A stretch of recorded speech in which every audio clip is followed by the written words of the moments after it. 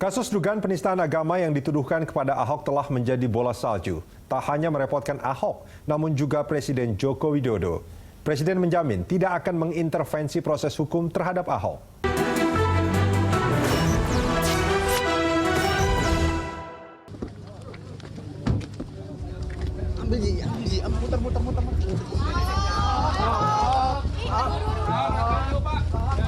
Tiga hari setelah demo massal 4 November, Basuki Cahayapurnama atau Ahok diperiksa polisi karena dugaan menodai atau menistakan agama.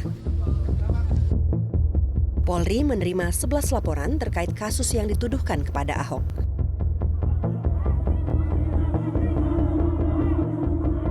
Ini adalah pemeriksaan kedua bagi Ahok. Sebelumnya, Ahok telah diperiksa pada 24 Oktober.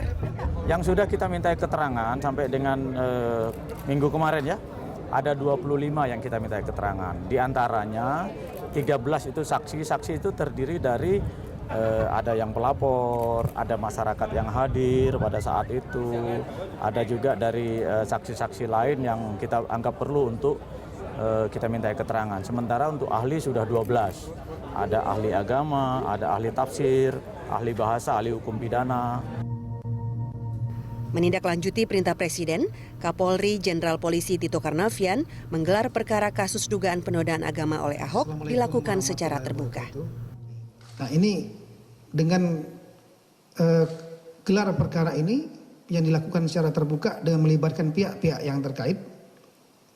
Kemudian kita buka juga kepada publik, yaitu melalui media secara live. Pada prinsipnya sebetulnya kita akan memperlihatkan kepada publik, kepada masyarakat bahwa Polri yang selama ini kan dianggap tidak independen, ya, mudah diintervensi, tidak transparan kan gitu kan. Nah ini yang nanti akan kita sampaikan, Pak Kapolri sudah menjanjikan memerintahkan kepada penyidik untuk bisa kita buka nanti. Munarman, koordinator demo 4 November lalu, meragukan keseriusan Polri menuntas kasus dugaan penodaan agama oleh Ahok.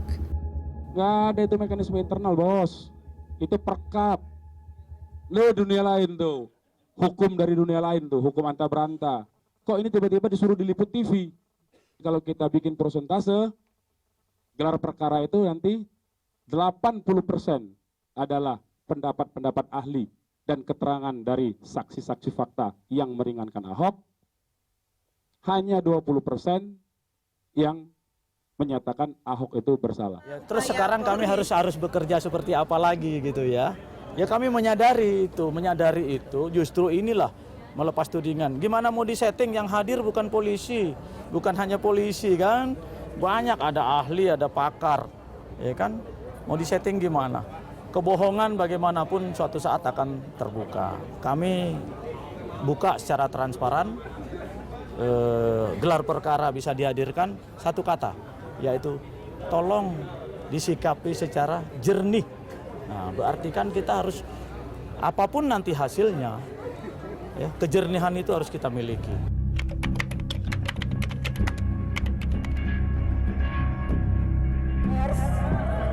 Sebentar, tolong.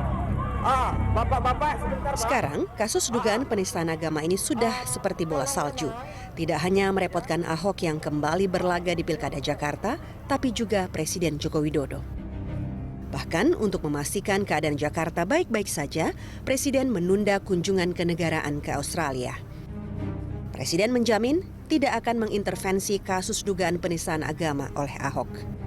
Proses hukum terhadap Saudara Basuki Cahayapurnama akan dilakukan dengan tegas dan transparan, dan juga saya tekankan bahwa saya, sekali lagi ini juga perlu rakyat tahu, tidak akan melindungi Saudara Basuki Cahayapurnama karena sudah masuk pada proses hukum. Ada masalah yang sedang kita hadapi, itu adanya isu-isu yang menyangkut peristiwa Gubernur DKI yang pernyataan Gubernur di Pulau Seribu yang kemudian berkembang menjadi tidak menentu, yang sebenarnya tidak ada hubungannya dengan politik, tidak hubungan dengan pilkada, tapi kemudian dikait-kaitkan dengan berbagai masalah kemudian menjadi tidak proporsional lagi, kan bahkan sudah di luar konteks, sehingga masalah ini menjadi begitu mengganggu dan hiruk pikuk. Karena itu semua kita sepakat bahwa supaya ini diproses secara terhormat, secara proporsional melalui proses hukum. Kepada pemerintah untuk segera melakukan dialog yang lebih intensif dengan seluruh lintas tokoh pemuka agama sehingga terbangun suasana yang kondusif. Terakhir, menyerukan kepada seluruh rakyat Indonesia untuk bersatu padu, senantiasa membangun ukhuwah dan memperkokoh ikatan kebangsaan kita. Sebenarnya, Ahok telah berulang kali meminta maaf kepada umat Islam atas ucapannya dalam sebuah acara di Kepulauan Seribu akhir September lalu.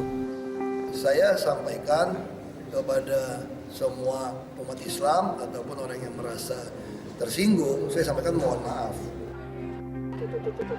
Sehari sebelum demo 4 November pun, Ahok mengulangi permohonan maafnya saat diwawancara dalam program DBS To The Point. Kalau kondisi ini menyebabkan kita begitu gaduh, saya sudah sampaikan mohon maaf. Saya sudah sampaikan berkali-kali dengan tulus hati yang paling dalam, saya mohon maaf. Nggak ada niat saya untuk menghina agama.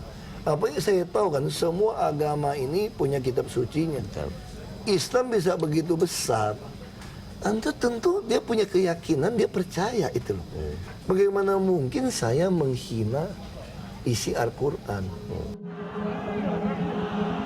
Namun permintaan maaf dari Ahok itu tetap tidak mampu meredam kemarahan sebagian umat Islam. Demo 4 November 2016 yang mendesak penuntasan dugaan penodaan agama oleh Ahok bergema sangat keras.